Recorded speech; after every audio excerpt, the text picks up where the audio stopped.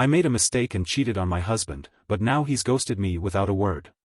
I'm afraid I'll have to live with the consequences for the rest of my life. You can call me Cindy. I'm 23 years old and my boyfriend is Cameron, 25 years old. We both hail from a small town in Oklahoma, as he was a couple of years ago. I am 23 years old and my boyfriend is Cameron. Years older than me, we knew each other but hadn't really connected on a personal level. Opportunity to get to know each other better came a little over 3 years ago at the grocery store where I worked as a cashier. Whenever Cameron returned from college on weekends or breaks, he would often visit our store to pick up prepared meals and a cup of. I usually worked the express checkout, and if he happened to be there when I was on duty, he would. He was always polite and friendly, and I found him to be incredibly kind. The sound of his voice had a way of melting my heart and sending shivers down my spine. I tried to drop numerous subtle hints to express my interest, but he didn't seem to pick up on them. I tried dropping numerous subtle hints. When I was checking out and my line was moving slowly, I decided to strike up a conversation by asking him about his major. I kept asking questions to show my interest, and after about 10 minutes he finally caught on. Just as a couple of shoppers with baskets made their way up to my register, Cameron remarked, "Looks like you're getting busy here, let me give you my number," and he wrote it down on the receipt I gave him. He left and suggested that I call him whenever I had some free time, which happened to be a Saturday, and my work shift ended at 3 p.m. As soon as I left work and got to my car, I dialed his number and we talked for a good 2 hours. He invited me to dinner that night and I enthusiastically accepted. Our connection was instant, and we became intimate on our second date, which took place the next day, just before he. It may sound crazy, but I fell head over heels in love with him that weekend. We became intimate on our second date. Every weekend, either Cameron would drive home or I would drive to his college to spend time with him.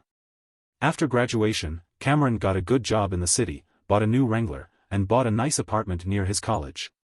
A few months later, he suggested that I move in with him, and I eagerly agreed.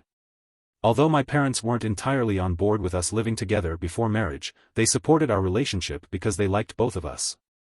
Cameron made it clear to me and our parents that this was a trial run to determine our compatibility for marriage. To assess our compatibility for marriage. I was overjoyed. Our relationship was thriving, and we enjoyed our life in the bustling city. After growing up in a small rural town, there was an abundance of things to do, of fascinating people to meet, of activities to participate in, and an abundance of intelligent, fascinating people to meet. We felt like we belonged. I found a job at a locally owned coffee shop just a few blocks from our apartment, and I absolutely loved working there. The owners were incredibly friendly and our customers proved to be quite fascinating. Wonderful people, and I still keep in touch with most of my regular customers through social media. Cameron and I had been living together for almost 9 months, while he had been in the apartment for over 10 months. As a result, we began exploring other apartments in the area, even though we loved our current place. Curious to see what other options were out there, we visited over a dozen apartments and it was a pleasure to. Should we decide to move, Cameron would have to provide us with a written offer. Should we move to our landlord 30 days before his lease expired to avoid an automatic renewal? A month later, I had joined a local yoga class within walking distance of our apartment, but in the opposite direction from my coffee shop.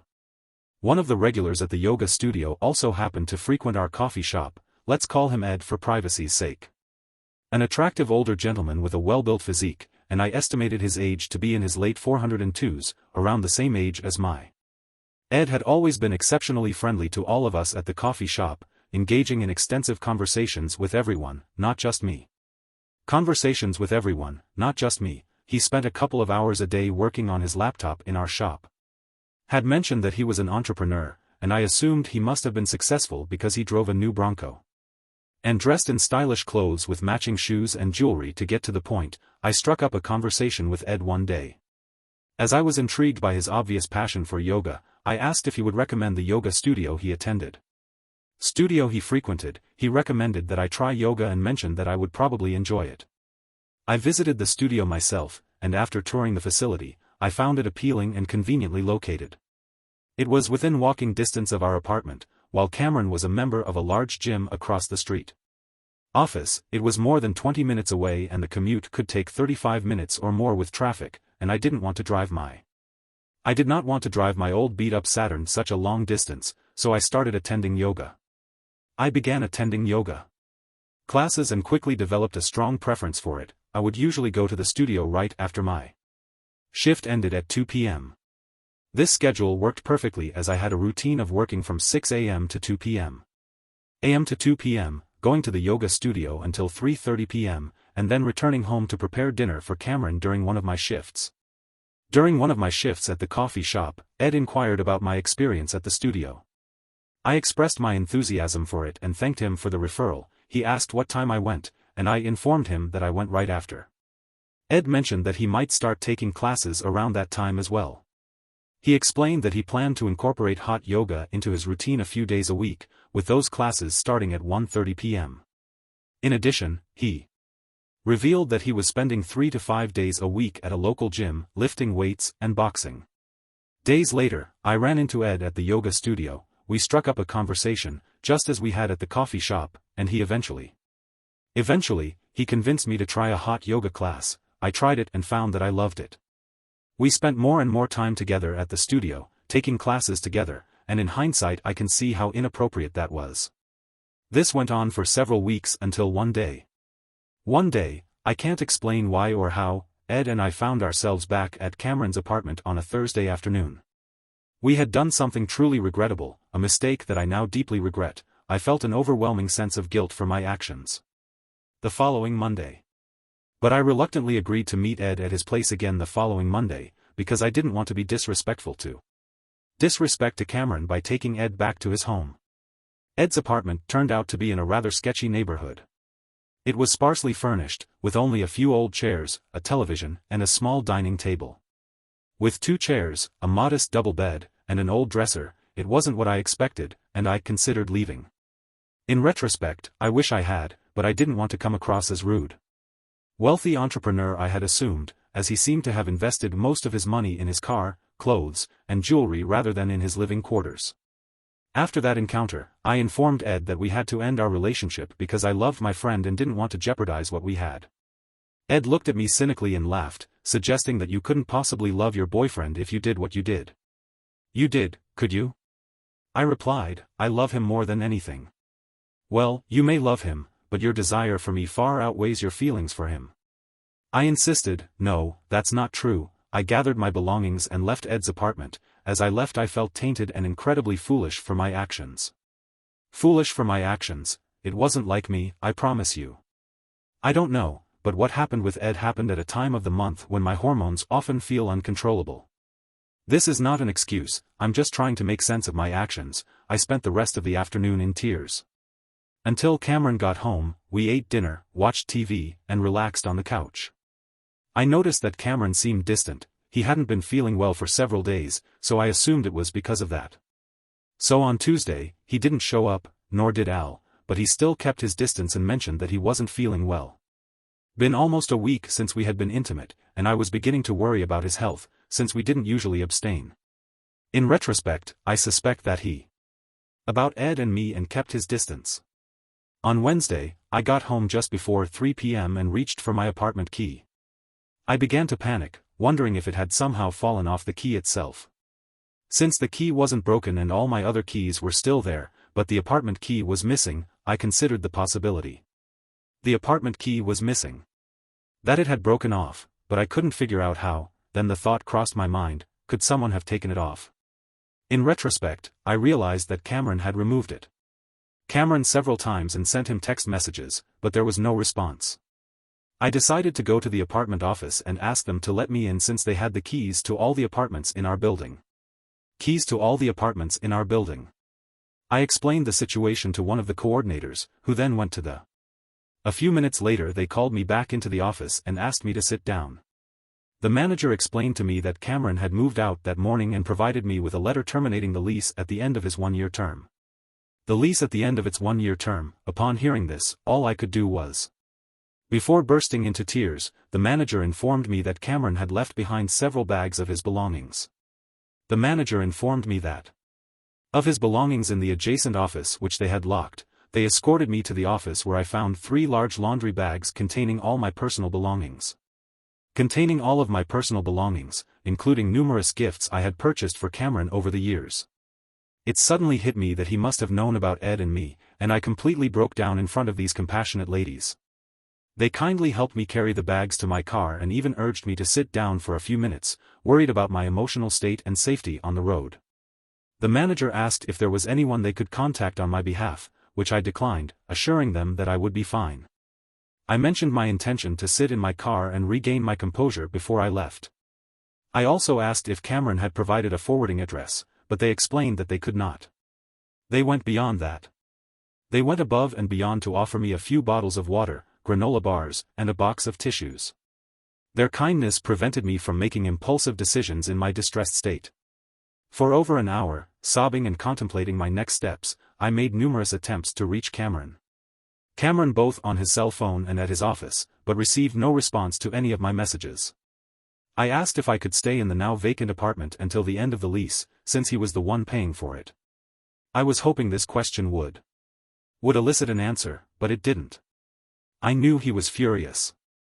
Interestingly, he hadn't blocked my calls or messages, which, although I briefly considered going to his office to confront him, I decided against it.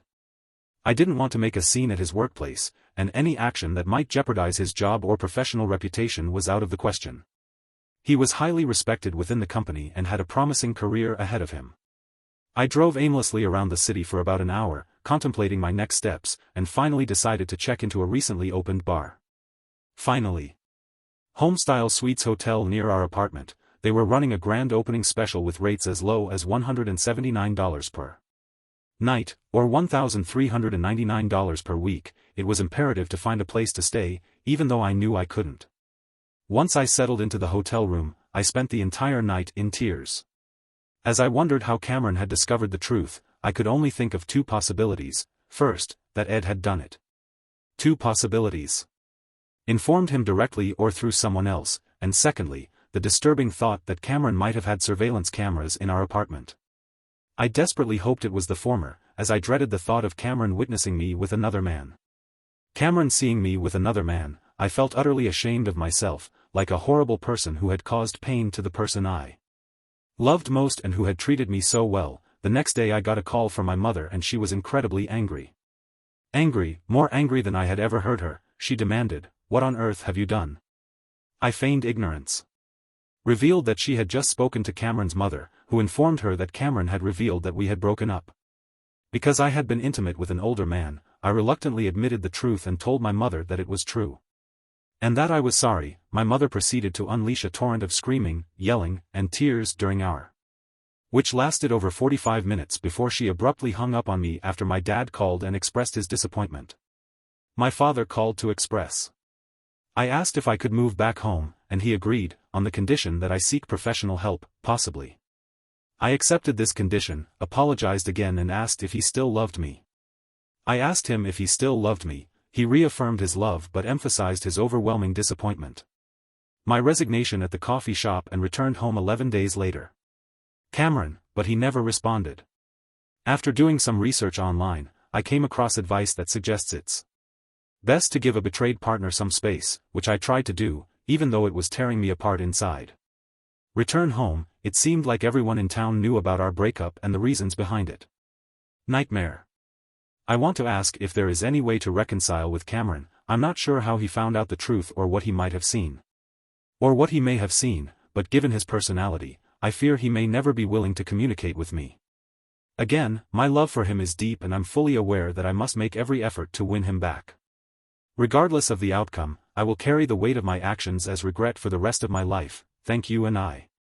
Compassionate update. I'm back home now, living with my mom and dad, and I'm having a great time. Compassionate update. I took a job as a cashier at a newly opened dollar store in town, and it seems like everyone in town is still talking about me. And I can't help but feel incredibly embarrassed. Somehow people managed to figure out that Ed was the person I cheated on. Was the person I was cheating with, and I did some online research and to my shock I discovered that Ed is actually 62 years old. Had no idea of his age and had previously thought he was in his late 402s. What's worse is that he has a criminal record going back 17 years, with 2 newspaper articles about his past arrests and trials still accessible online. I could have easily found all this information with a simple online search, but I was too busy to do so. So it's still hard to believe that I acted the way I did at that time, and now I feel like a complete fool, and not only did I do it. Embarrassed my parents. I betrayed the man I love, but I did it with someone who is far from admirable. I hope the town gossip will die down eventually.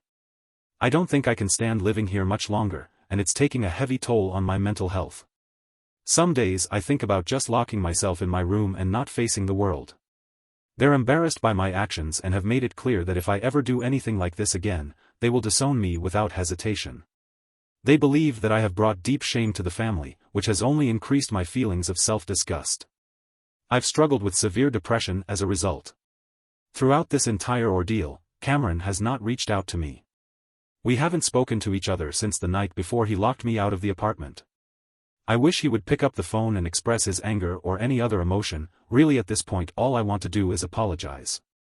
To him face to face, it would give me a sense of closure. I've been in therapy for a few weeks now, and I have been in therapy. It's been helpful. My therapist is compassionate, but also very straightforward in following her advice. I have refrained from trying to contact Cam and have started to focus on self-improvement, which she has pointed out. I've already apologized via text and voicemail. Cameron is aware of this, but apparently wants nothing to do with me at the moment. For the past week, I've been concentrating on my job, eating well, getting enough rest, and taking long walks. I feel better, but I still miss my partner. I'm taking each day as it comes, hoping for a reconciliation with Cameron, but also preparing for the possibility that it may not happen. I have no intention of dating anybody anytime soon, though 4 customers have asked me to. At the shop, my heart and mind are still firmly under Cameron's influence, and I don't anticipate providing any further updates. Unless we manage to reunite, best wishes and thanks to all of you, alright? Almost done. That was a fun story. Now let's move on to another exciting one. Stay tuned and let's dive in. I'm almost done with my divorce. My wife Connie and I were married for 23 years when I was 23 and she was 21. During my junior year and we got together quickly. We knew we were going to get married and we did right after she graduated. I found a job at a company near where I grew up. My parents ran a working farm there with 8 full-time employees and 45 seasonal workers. I grew up working on the farm, as did my brother Bill, who's 3 years younger than me. He didn't go to college, but he worked on the farm as a laborer over the years. Management roles, but he preferred being a farmhand, doing his job and getting paid. The farm has almost 700 acres and 3 houses. My parents live in the main house, which is set back from the main road and also houses the farm office. Lived in the small carriage house where the driveway meets the main road, and my wife, children and I live in a 3/4 of a mile down the main road from my parents and brother. My parents purchased the neighboring property through the corporation to expand the farm and preserve the farmhouse. All 3 houses are part of the family farm corporation, and my brother and I lived in our homes without paying rent. My brother and I would inherit the farm when they died, with Bill getting 45% and me getting 55%. I was given majority control because I helped them run the farm in addition to my regular job, which I didn't do. My parents are the only officers who paid for this work, but we lived on the property without paying rent, and of course I would eventually inherit the majority of the property. It was an ideal family environment and we all loved it here. My oldest child is a 21-year-old girl, followed by a 20-year-old boy, a 17-year-old boy and our youngest, a 15-year-old girl. Wonderful for all of us, and I had a very happy and loving marriage with Connie. Our children were wonderful, my job was. I've given you enough background to understand the situation, so let's move on. My brother was diagnosed with cancer. I want to address the main issue that is the reason for this message. About 3 years ago, my brother was diagnosed with cancer. He was not good at taking care of himself and did not seek treatment until his symptoms became unbearable. They found the cancer, it had already spread to other parts of his body and he went through a tough time with chemotherapy and radiation. Unfortunately, Bill passed away earlier this year and it was a very emotional time for all of us. Especially for me, because Bill looked up to me as his role model and I helped him with some. Bill's routine was to go to work and then spend the rest of his time in bars and social. He had a drinking problem that I helped him overcome for years before he died. He also had some serious tax problems that I helped him get out of. he was the type of person who struggled with life's basic tasks. He was the type of person who struggled with life's basic tasks, and I was always there to support him, so we were very close. He wasn't unintelligent or lazy, he just lacked ambition or a desire to better himself.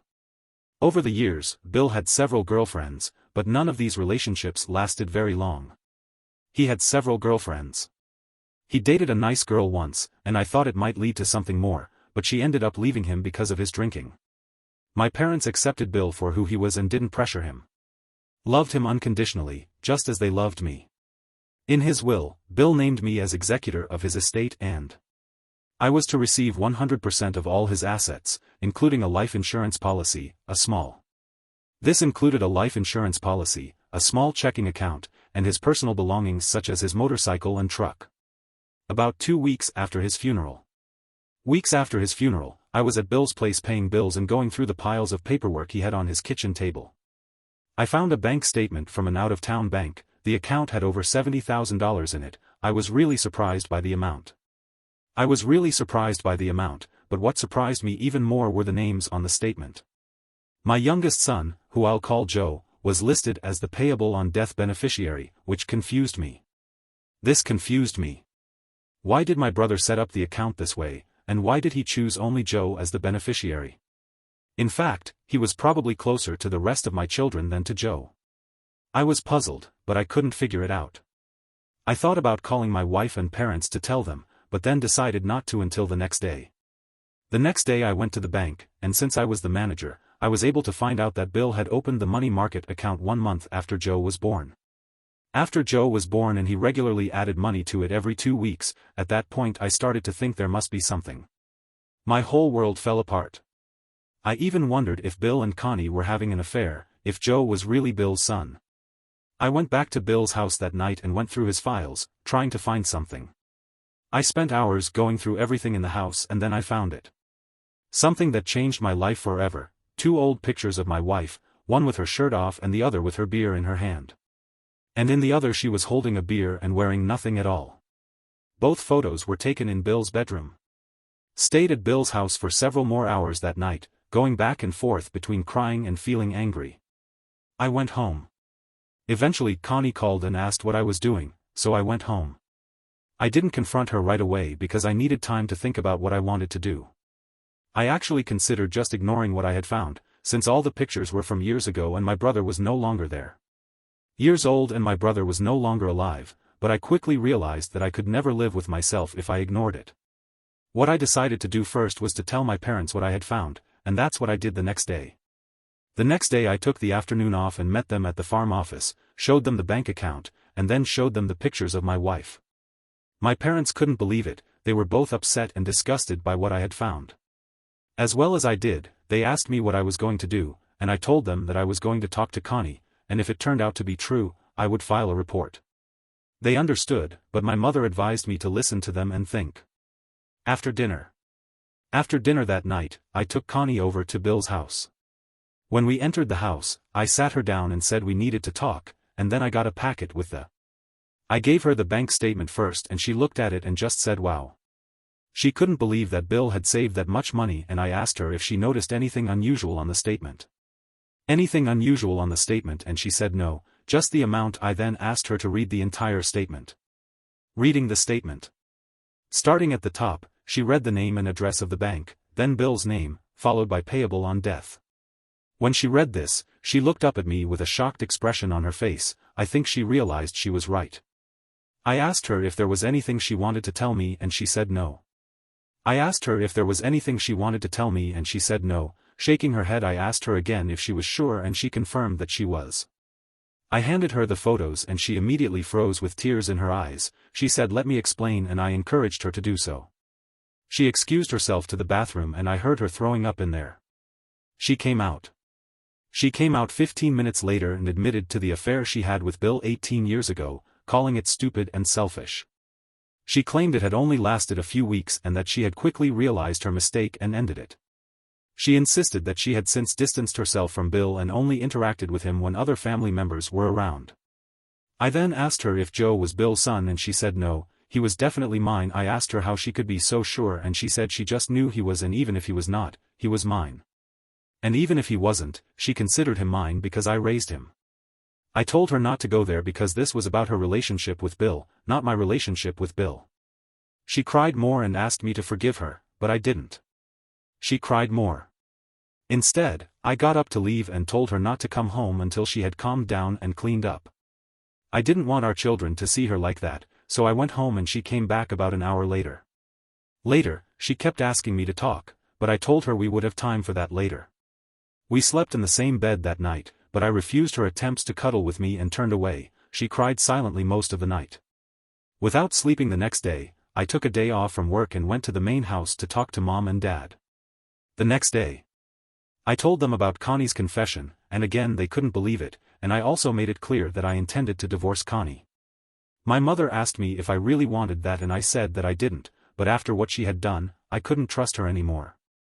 I couldn't trust her anymore and couldn't continue the marriage, so after meeting with my parents, I returned home and told Connie of my decision to file for divorce. She completely broke down and begged me, saying that this all happened a long time ago. I told her again that Joe was not the issue and that my love for him would not change no matter who he was with. Was not going to change no matter who his biological father was. I explained that this was about her and me and that she had. I emphasized that it didn't matter if it happened 18 years ago or even in the 1800s. In the afternoon.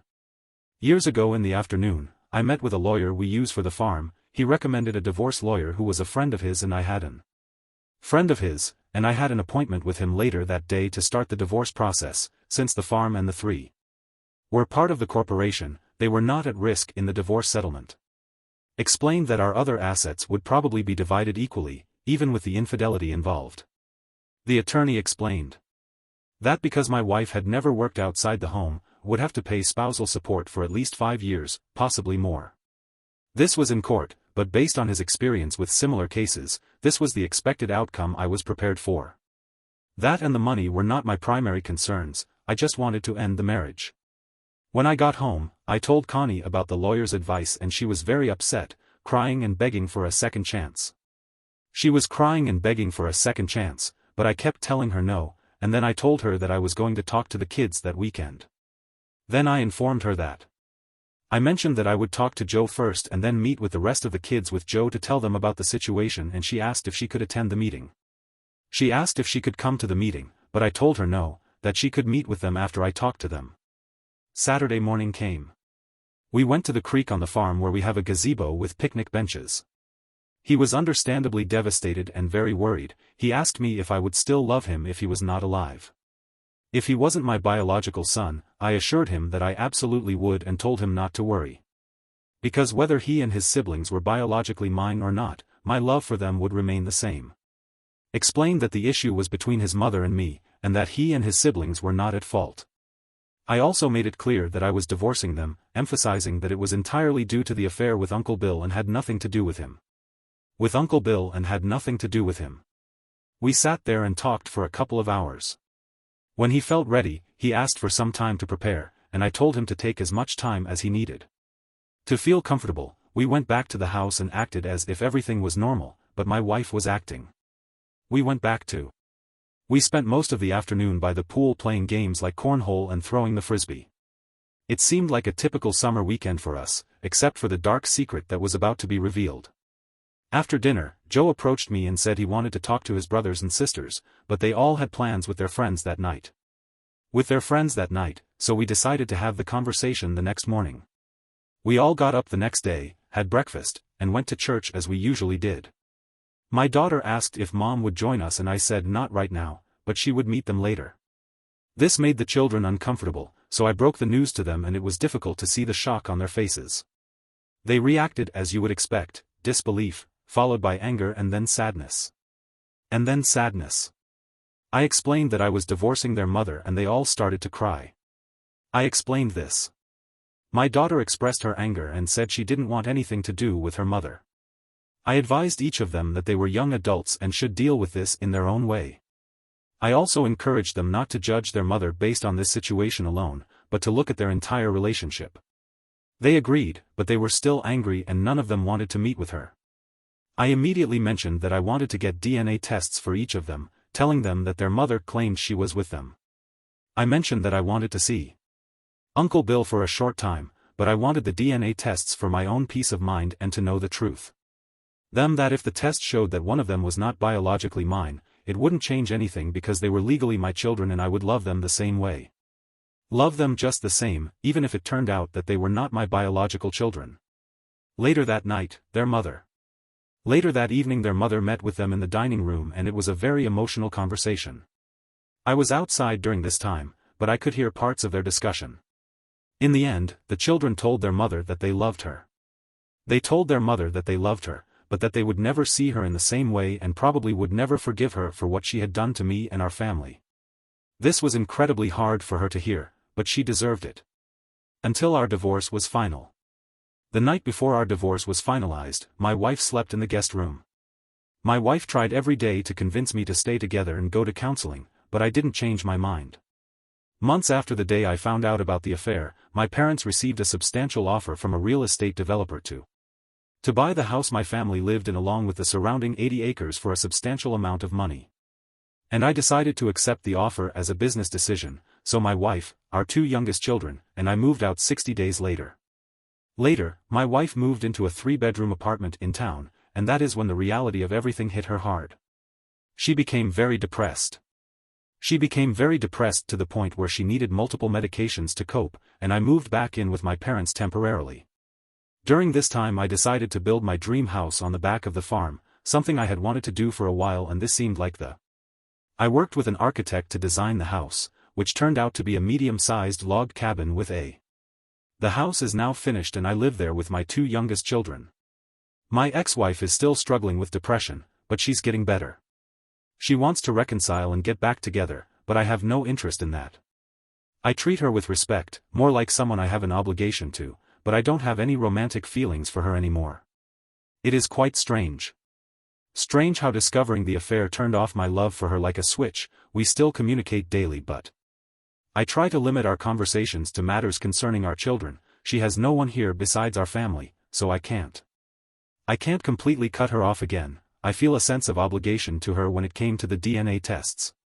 Out that all of my children are indeed biologically mine. All the stress, drama, and sleepless nights were unnecessary. It didn't change the way I feel about Connie. She betrayed me in the worst way. In the worst possible way, and I will never forget or fully forgive her. I still can't figure out why Bill named Joe is My ex and my sister never talked about paternity and I may believe her in this regard. Bill just assumed or maybe even wished that Joe was his in general, I feel. With where I am now and the relationships I have with my kids and my ex-wife, even though I'll never trust her again, I care about her and want her to have a happy life. I'm not sure why I decided to share this, but putting it into words has made me feel better and even more grateful for the way things turned out. If you've made it this far, thanks for reading my story and I wish you all the best of luck.